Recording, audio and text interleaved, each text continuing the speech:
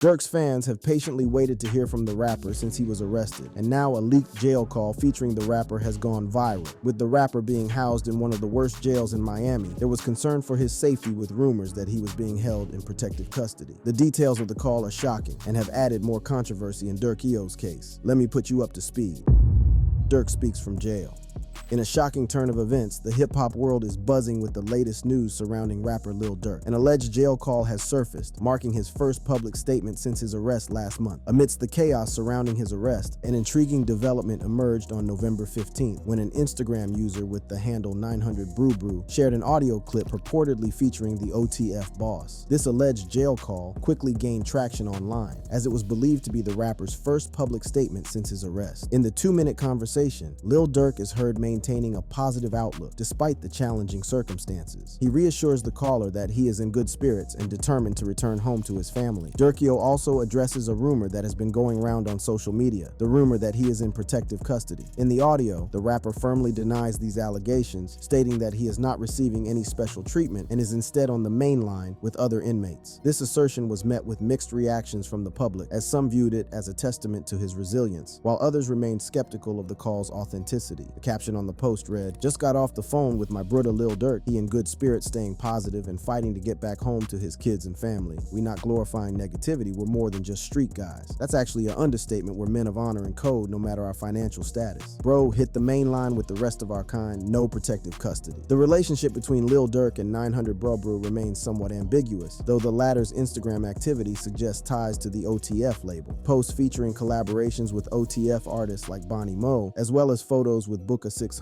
and Lil Durk himself, hint at a connection that lends credibility to the alleged call. However, the lack of official confirmation leaves room for doubt as the public continues to debate the legitimacy of the audio. But this isn't the only time someone has alleged that Lil Durk has spoken to them while he's behind bars, because an artist dropped a track that featured Durk giving a brief intro. It was alleged that Durkio had allegedly spoken from behind bars in Hypno Carlito's new track. On November 1st, Hypno Carlito dropped a bombshell on the music world with the release of his latest track, Where Smirk Go. The song quickly became the center of attention for the sensational claim that it features a phone call from Lil Durk, allegedly made from a federal correctional facility. This purported call marks the first time Lil Durk has spoken publicly since his arrest. In the song, Lil Durk is heard expressing his unwavering loyalty to Hypno Carlito. "Hypno Carlito, my brother from another. Forever legend Ofty, and I take your fucking streets over.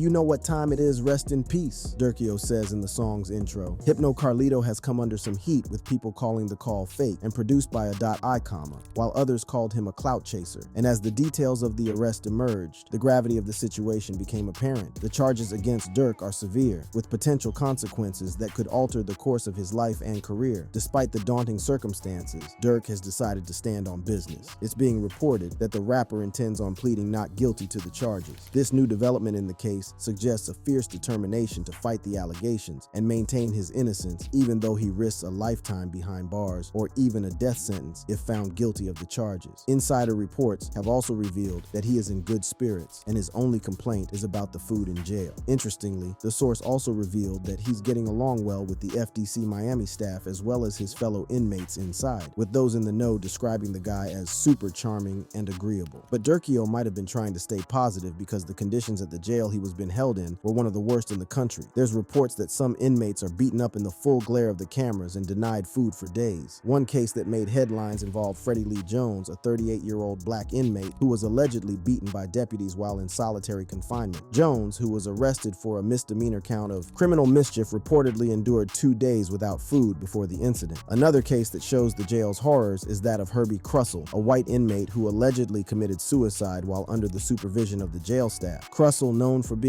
a beggar and addict, was housed in a facility meant to cater to inmates with mental health issues. Another inmate with similar conditions as Crussell would also die in custody under very suspicious circumstances. Joseph Williams, a 26-year-old inmate with a long-standing history of mental illness, also died in custody under suspicious circumstances. Arrested for an attempted purse snatching, Williams's mother had repeatedly expressed concerns about his mental health to the jail staff. Her pleas went unheard, and Williams died shortly after she began advocating for his treatment. But brutal deputies and suspicious deaths aren't the only thing Durkio should be worried about, because drugs often find their way into the jail. Well, turns out that the OTF head honcho has been struggling with drug addiction. Earlier this year, the rapper revealed that he had checked into rehab. Listen, we got word that you were you were in rehab. Yeah. Right? Yeah. I mean, can we talk about that a little bit? No, we good. I want to embrace it, you know what I'm saying? Because it helped me a lot. Tough at first. It was tough at first, but it ain't that tough because I really knew what I wanted. You know what I'm saying? I knew what was holding me back. Durkio even revealed that he wanted to deal with his addiction to codeine and Xanax to become a better father and leader. Is that what it was codeine? Yeah, Xanax. I wanted better. You know what I'm saying? I want to be a better man, a better father, a better leader. And now it seems all his hard work might be undone because in July this year, an inmate died from fentanyl overdose. With drugs being brought into the jail, Durkio might find himself falling back to his old destructive habits. Luckily, news broke out that the rapper was being transferred to a jail in Los Angeles. However, not many feel sorry for the OTF boss because he was been involved in crime for a long time. From robberies to automated murders and now actual murders, Durkio's life has been one large roller coaster. The OTF criminal history. The OTF head honcho was a regular in jail before he became a successful rapper. His days behind bars date back to 2011 when he was arrested on a weapons charge. Being his first offense, Lil Durk was sentenced to 3 months in prison. This wouldn't help him get off the streets because just 2 years later, the rapper was arrested again and charged with unlawful use of a weapon by a felon. This time, he was given 18 months probation after pleading guilty. However, during this probation, Durk was allegedly caught by police in possession of 2 guns, leading to another weapons-related charge. The case was eventually dropped after a judge ruled that the rapper was not in possession and control of the guns and therefore did not violate his probation. And in 2019, Durk was caught up in an attempted murder case and was taken into custody in one of the most drama-filled arrests. The Atlanta police issued an arrest warrant for Durk on May 29th. 2019. The Chicago rapper was hit with 5 felony charges. These included criminal attempt to commit murder, aggravated assault, unlawful association with criminal street gang to conduct or participate in crime, possession of a firearm during commission of a felony, and possession of a firearm by a convicted felon. Despite the fact that he was on tour when the warrant was issued, Durk canceled everything and went straight to Atlanta. He immediately dropped a record titled "Turn Myself In." The next day, the rapper wasted no time in getting ahead of any narrative by granting WSB-TV an interview at his lawyer's office. In the interview, the rapper revealed that he was about to surrender to the authorities the same day. According to him, he had nothing to hide nor nothing to run from. You're about to surrender as we speak. Yeah. How come? Because I have nothing to hide. Like, I have nothing to run from. Lil Durk also maintained his innocence and denied committing any of the 5 charges leveled against him. Did you do it? Did you shoot this man? Did you commit the other crimes of which you're accused? No. The rapper then proceeded to surrender himself to authorities at the Fulton County Jail the same day. Years later, the case would take a different turn. In late October 2022, all charges against Durk were dropped due to insufficient evidence. Those close to him at OTF haven't had an easier life since they have also been in and out of jail, and first up is Just Blow 600. Despite his rising profile in the Chicago drill scene, Just Blow 600 remained connected to the realities of street life, and it would cost him dearly, and now he's facing close to 2 decades behind bars.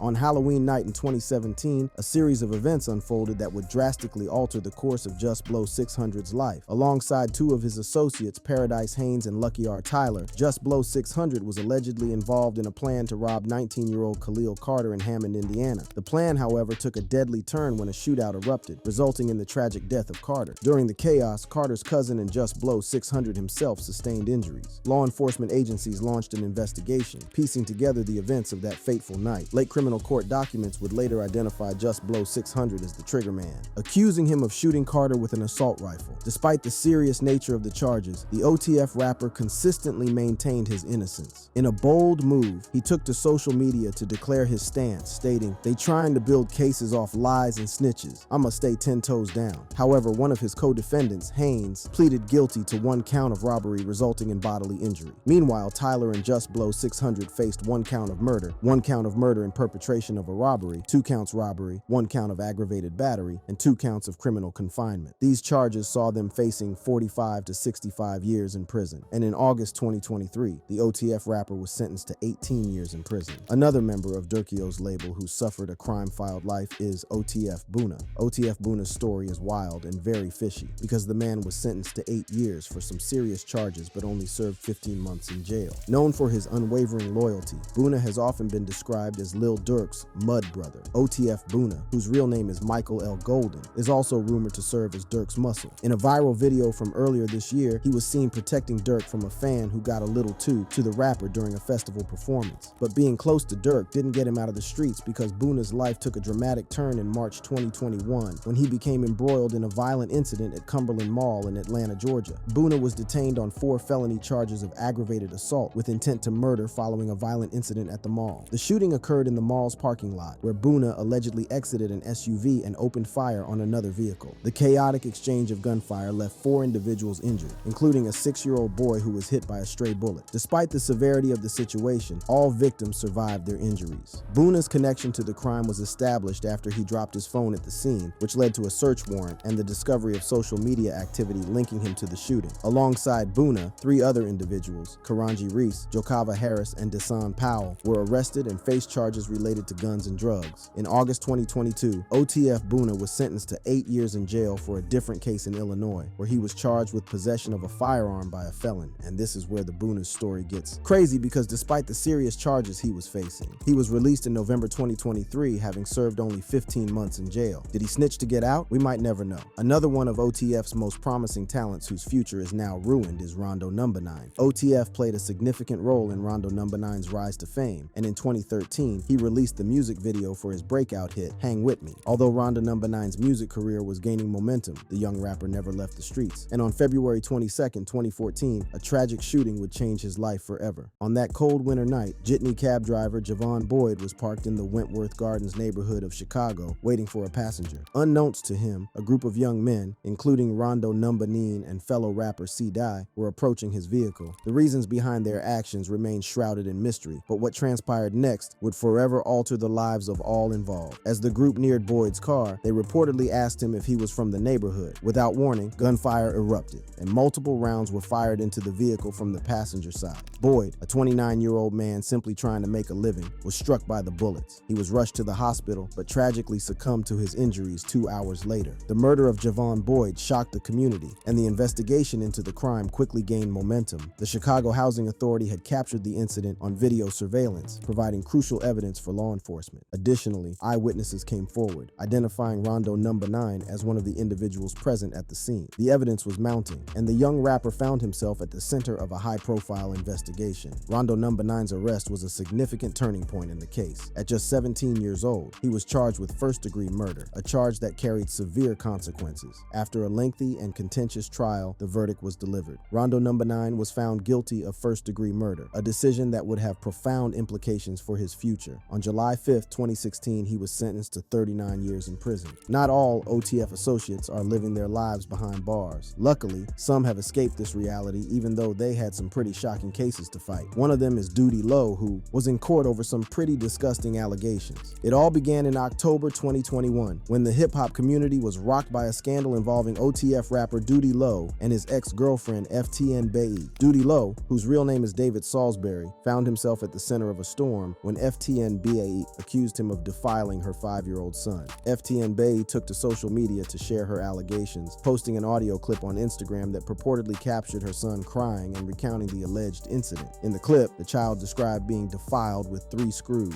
FTN Bae asserted that the injuries were so severe that her son had to revert to wearing diapers as he was unable to control his bowels. However, Duty Low maintained his innocence from the outset, denying the accusations and asserting that he was being falsely accused. He took to social media to defend himself, stating that the allegations were baseless and that he would fight to clear his name. In the midst of the public uproar, Duty Low's legal team began to gather evidence to refute the claims. They argued that FTN Bae had fabricated the allegations out of spite following their breakup, and that she had been harassing Duty Low and his family for weeks. The situation was further complicated by a video that Duty Low released, which allegedly showed FTN Bae grooming her son to accuse him of the crime. In the video, FTN Bae is heard instructing her son not to blame the incident on Alex, a 3-year-old boy, casting doubt on the credibility of her claims. Despite the mounting evidence in his favor, the damage to Duty Low's reputation was already done. The allegations had taken a toll on his personal and professional life, leading him to take decisive legal action. In December 2021, Duty Low filed a $5 million lawsuit against FTN Bae, accusing her of defamation, emotional distress, and causing perpetual reputational harm. In the lawsuit, Duty Low's legal team presented evidence that FTN Bae had told him it was, in fact, Alex who had inserted the screws into her son's anus. Duty Low encouraged her to take the boy to the hospital for an examination, but doctors reportedly found nothing wrong with the child. Duty Low's attorneys argued that FTN Bae had manipulated the situation out of spite following their breakup, and that her actions had caused significant harm to Duty Low's personal and professional life. As the case gained momentum, a surprising development occurred in January 2022. FTN Bae issued a public apology to Duty Low, a move that caught many by surprise. In a tearful video, she revealed that Duty Low had taken a lie detector test and passed, leading her to retract her previous statements. She claimed that she never intended to ruin his career and that she genuinely believed her son. FTN Bae expressed regret for the situation, stating that she was simply trying to protect her child. However, the apology was short-lived. Just days later, FTN Bae recanted her apology, alleging that she had been manipulated and threatened into making the video. Despite the retraction, the Broward County, Florida court ruled in favor of Duty Low in February 2023 and awarded him $11 million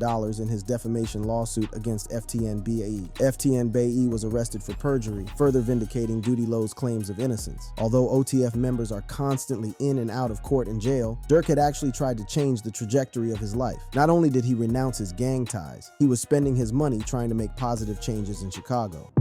Lil Durk renounces the gang life.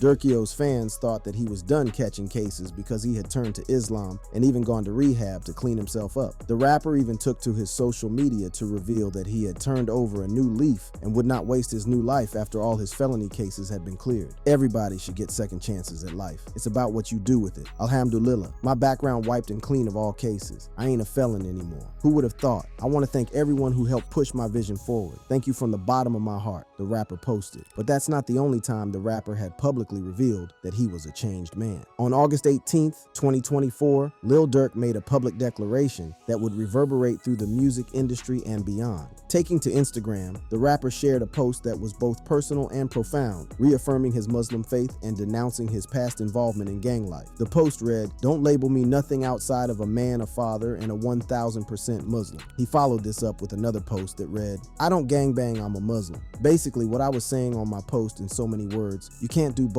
I'ma be the one who say it. So if you follow me as a brother, a friend, an icon, follow me to my new chapter of life. When I make music or rap what I seen and been through, not telling you to go do it. Huge difference, the music won't change, but my life goals will. Durkio had really tried to turn a new leaf because in 2020, he took a monumental step by establishing the Neighborhood Heroes Foundation, a nonprofit organization dedicated to uplifting and empowering everyday heroes working to bring positive change to their neighborhoods. The foundation was born out of Durk's vision to provide resources and support to those who are often overlooked. One of the most groundbreaking initiatives he introduced was the donation of music royalties to support his philanthropic goals. In a move that shocked the music industry, Durk announced that a portion of the royalties from his song Bedtime would be directed toward his Neighborhood Heroes Foundation. In collaboration with Amazon Music, Durk also launched the Durk Banks Endowment Fund, a college tuition program designed to provide scholarships to Chicago kids attending Howard University. This partnership resulted in significant financial contributions, including a $250,000 donation to Howard's financial aid program, the Grace Grant. The fund awarded scholarships to students who participated in the Neighborhood Heroes, HBCU College, and Career Readiness Cohort program, furthering Durk's mission to support education and empower the next generation. All his effort was even recognized by people in power because weeks before he was arrested, Durkio had been honored near his hometown for his work with his Neighborhood Heroes Foundation. Having been an active advocate for change in Chicago, Cook County, Illinois, for his work in the community, decided that it was time his efforts were recognized and awarded the rapper multiple keys to the city, including Village of Broadview and Village of Bellwood. So we thank you and we honor you and we appreciate you being in the Village of Broadview, and here's your key. Mayor Katrina Thompson typed in a Facebook post that Durk had signed a partnership agreement with his Neighborhood Heroes Foundation to work with students from both communities to help support sustainability projects in Broadview and Bellwood. Despite his positive changes in his life, he was arrested, and that's when the very people who awarded him the keys to the city took them back. Mayor Katrina Thompson took to Facebook to announce the city's decision to take the key back. While the American system of justice grants everyone the presumption of innocence until proven guilty in a court of law, in the Village of Broadview, the court of public opinion of residents, has even higher moral and ethical standards of behavior, and our public partners must also reflect the same uncompromising standards demanded by our residents. Given the news that Lil Durk has been arrested in Florida and charged with murder for hire, the Village of Broadview is withdrawing our honorary key to the village granted to Durk and is terminating our partnership agreement with his youth organization, Neighborhood Heroes Foundation. As mayor, protecting Broadview's interests and upholding the values of residents is job number one, the mayor wrote. According to fans, the mayor was throwing Durk under the bus and confirming that he was guilty even before the rapper appeared in court. Well, the mayor clearly didn't want to be associated with the rapper since it would have affected her public image. Will the rapper bounce back from this, or is he cooked? Only time will tell. If you enjoyed this video, you can watch similar content by clicking on the boxes playing on your screen.